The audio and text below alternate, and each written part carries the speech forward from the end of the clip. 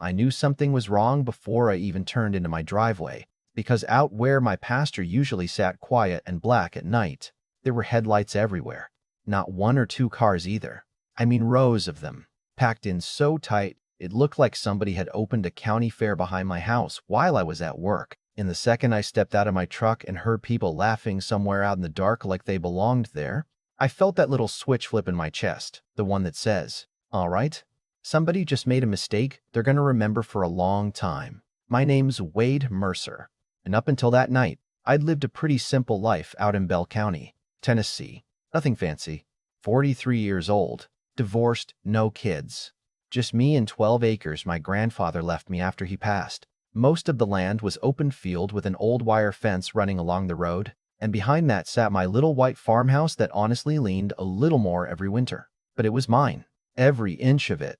See, people around there knew me as the quiet guy. I fixed diesel engines over at Martin Equipment during the day, kept to myself mostly, grilled on Sundays, waved at neighbors, paid my taxes early. I wasn't one of those men looking for fights.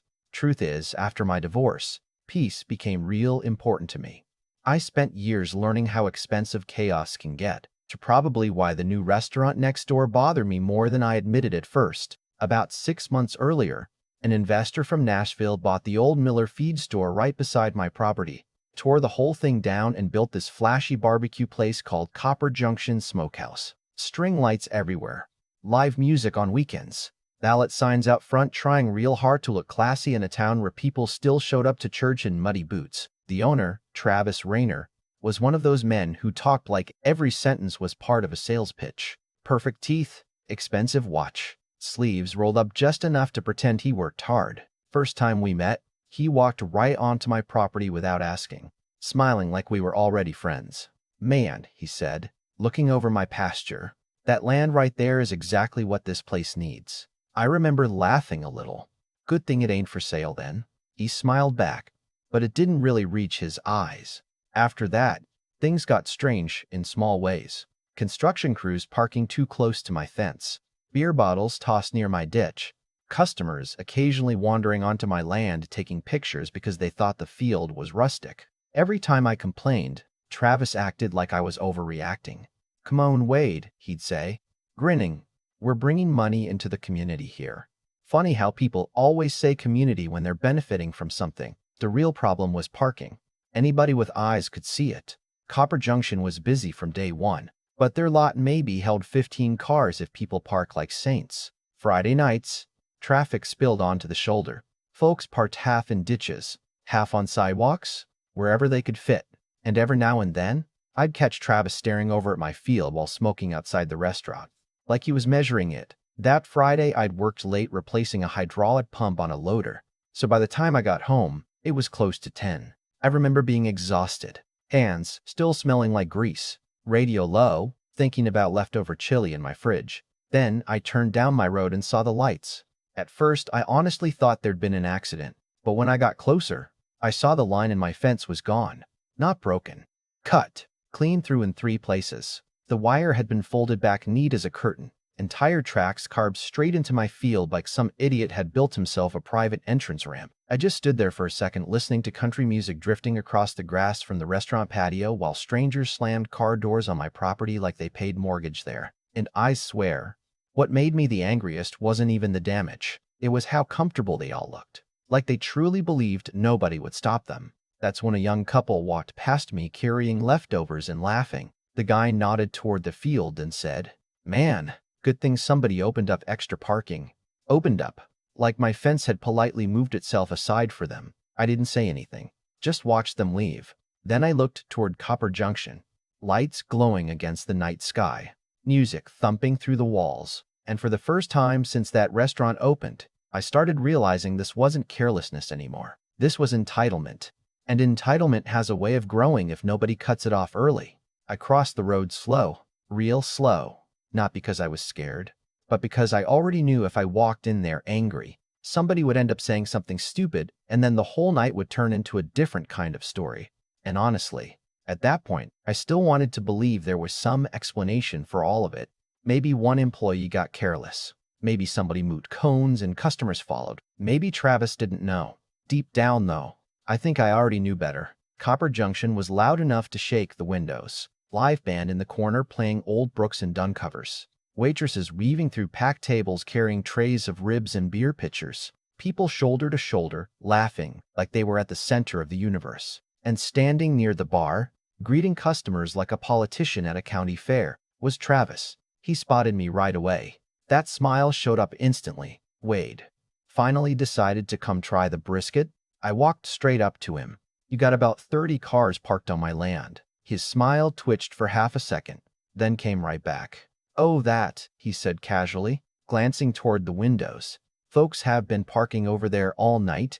We're slammed. You cut my fence. Now that got his attention. Not concern, though. More annoyance than anything. He leaned a little closer and lowered his voice like we were discussing something minor between friends. Listen, man, it's temporary. We had way more turnout than expected. That doesn't explain cutting my property open. He sighed through his nose and rubbed the back of his neck. Wade, it's grass. I still remember how calm his voice sounded when he said it. Like he genuinely thought that sentence solved everything. It'll grow back. For a second, neither of us spoke. The band kept playing behind him, customers laughing, glasses clinking. Meanwhile, all I could think about was my grandfather standing in that same field teaching me how to mend wire fencing when I was 10 years old. He used to say something I never understood as a kid. People don't test your kindness first, son. They test your boundaries. And standing there looking at Travis Rayner smiling at me like my land was some community overflow lot, I finally understood exactly what the old man meant. I asked him one more time, who told your customers they could park there? And this time he didn't even pretend. Nobody cares about an empty field. Wade. That sentence right there. That was the moment the whole thing changed. Because suddenly, this wasn't about parking anymore. It was about disrespect. Not the loud kind either. The dangerous kind. The kind where somebody decides your property, your time, your patience, your silence, all belong to them now because you haven't punished them yet. I looked around the restaurant one more time. Everybody eating, drinking, celebrating. Nobody even aware they were standing in the middle of somebody else's bad decision. Then I nodded once. All right, that was it. No yelling, no threats, no dramatic speech. Just all right? And weirdly enough, I think that made Travis more uncomfortable than if I'd exploded. I turned around and walked out while he called after me. Hey, don't make this a thing, okay? Too late for that. By the time I got back to my house, the anger had settled into something colder, cleaner. I washed my hands at the kitchen sink, poured myself half a glass of bourbon, then pulled open the bottom drawer beside the refrigerator table. Everybody's got one drawer in their house full of things they hope they never need. Mine had property surveys, insurance documents, deed copies, fence permits, all the boring adult paperwork nobody thinks about until life suddenly gets expensive. I spread everything across the table and started making calls. First was the county non-emergency police line. The dispatcher sounded exhausted before I even finished explaining. Apparently, Copper Junction had already generated noise complaints, parking complaints, 2 fights, and 1 drunk guy passed out behind a dumpster in less than a week. You're saying they intentionally cut access into your property? She asked. 3 sections of fence. You have proof the land belongs to you? I have the original survey sitting in front of me. Pause. Then she said the most beautiful sentence I heard all night. An officer's on the way. Second call went to Dalton Recovery and Tao. Now, if you've never dealt with towing companies in rural Tennessee, let me tell you something. Those boys move faster than fire departments when money's involved. Guy answers with, Dalton Recovery.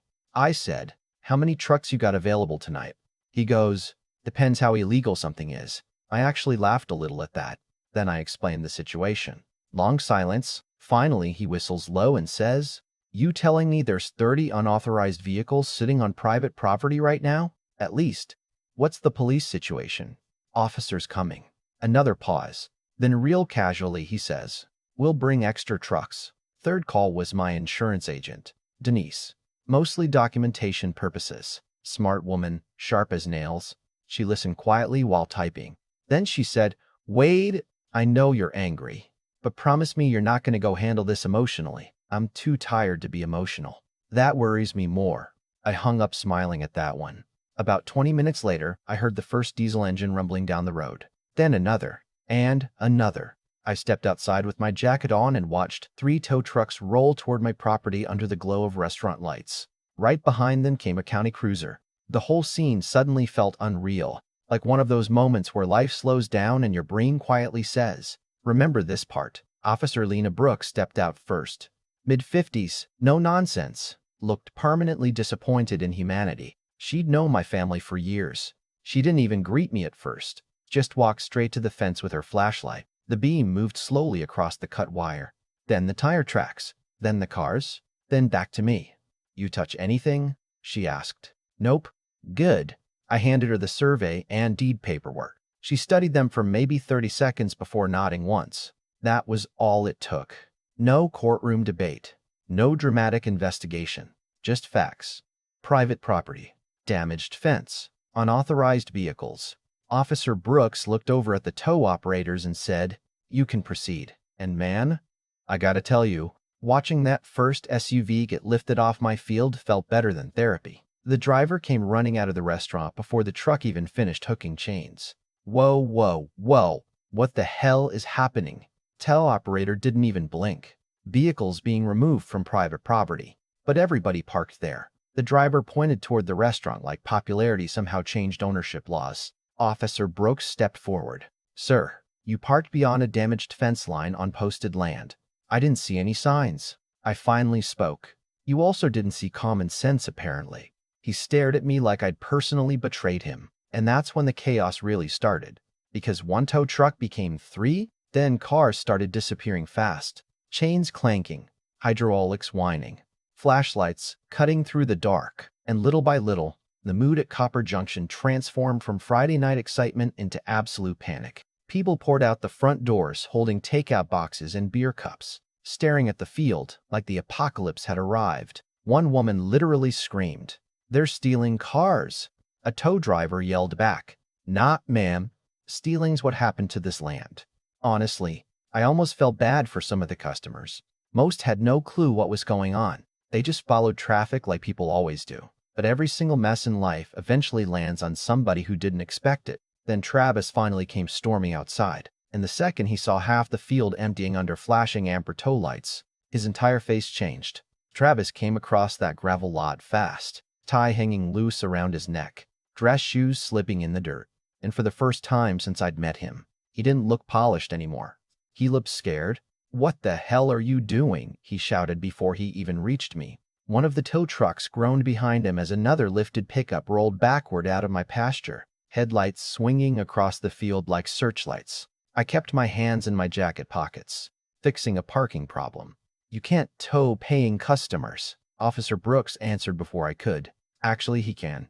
Travis looked at her like surely there had to be some misunderstanding. "This is insane. They were only parked there for a couple hours." She pointed her flashlight toward the fence. "And this was only cut tonight." That shut him up for about 3 seconds. Then came the excuses. "Look, maybe one of the valets opened the fence up without asking." "You don't have valets," I interrupted. His jaw tightened. "Fine, maybe one of the staff made a bad call." I nodded slowly toward the clean cuts in the wire. 3 sections. Real neat work for an accident. He looked exhausted suddenly, like the reality of the situation was finally crashing into him piece by piece. And honestly, I think what scared him most wasn't the towing fees. It was the crowd watching. Because people had stopped panicking now. They were listening. Customers stood all over the lot whispering to each other, while tow trucks carried vehicle after vehicle out to the road. Some folks looked embarrassed. Others looked amused. A few were filming on their phones already. And right there under those string lights Travis had worked so hard to make charming, his perfect grand opening was turning into a public humiliation. He stepped closer and lowered his voice. "Wade, let's not blow this up bigger than it needs to be." That almost made me laugh, because men like Travis always think consequences are negotiable if you catch them early enough. I looked him dead in the eye. "You cut my fence open and filled my land with strangers. It's not like we robbed you." "No," I said quietly. "You just figured I wouldn't do anything." That one landed. You could see it. For a second, he didn't have another line ready. No business smile. No smooth answer. Just silence and diesel engines humming in the background while another customer argued hopelessly with a tow operator 20 feet away. Then Travis tried one last pivot. "I'll pay for the fence." "No." "Release the land from you." "No." "Come on, Wade. Be reasonable." That word right there. Reasonable. Funny how people only ask for reason after they've already crossed the line. I looked past him toward my pasture. Tire tracks carved deep through wet grass my grandfather used to mow himself before arthritis took his hands apart. I could practically hear the old man laughing beside me. People test your boundaries first. And all night long Travis had been betting on mine. So I shook my head. You don't get to negotiate after the damage is done. He stared at me for a long moment, breathing hard through his nose while the last few vehicles got loaded behind him. Then finally, like somebody had let the air out of him, his shoulders dropped. What do you want? Now that question, that's where things changed. Because truthfully, standing there watching all those cars disappear into the night, I realized something surprising. I wasn't angry anymore. The second consequences finally showed up. All that heat in my chest just kind of burned out. What replaced it was disappointment. Not just in Travis either. In the whole mindset behind what happened. This idea people have now that if something looks unused, quiet, unguarded, then it must belong to whoever's bold enough to take it. So I told him exactly what I wanted. You rebuild every foot of fence your people cut. Steel posts this time. You install barriers on your side so this never happens again. You pay every dollar of property damage. And you sign paperwork stating your business never enters my land again without written permission. He rubbed both hands over his face. That's excessive. Officer Brooks actually laughed at that. No, she said. The excessive part was turning somebody's property into overflow parking. Couple customers nearby chuckled under their breath. Travis heard them too. And that's when he finally understood something important. The night was over. He lost. Not because I yelled louder. Not because I threatened him. Because the law didn't care how successful his restaurant was. Ownership is ownership. Simple as that. About an hour later, the last tow truck pulled away carrying a black Escalade. And suddenly my field was quiet again. Torn up. But quiet. The music inside Copper Junction had stopped completely by then. No more laughing.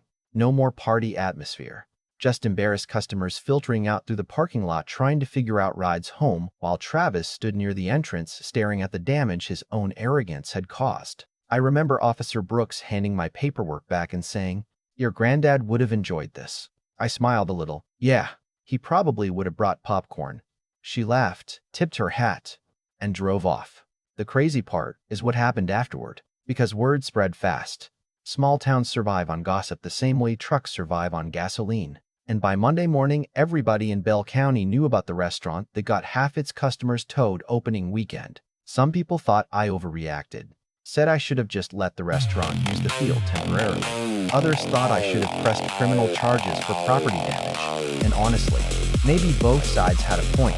But here's the thing nobody talks about enough. If I'd let that slide once, it wouldn't have stopped. Next weekend, there would have been 50 cars. Then maybe outdoor tables. Then somebody saying, well, wait, never mind. That's how ownership disappears in pieces. Not through war, through permission people never actually gave.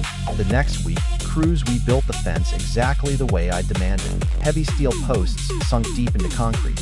Thick wire stretched tight enough to hum in the wind, and a locked gate facing the road.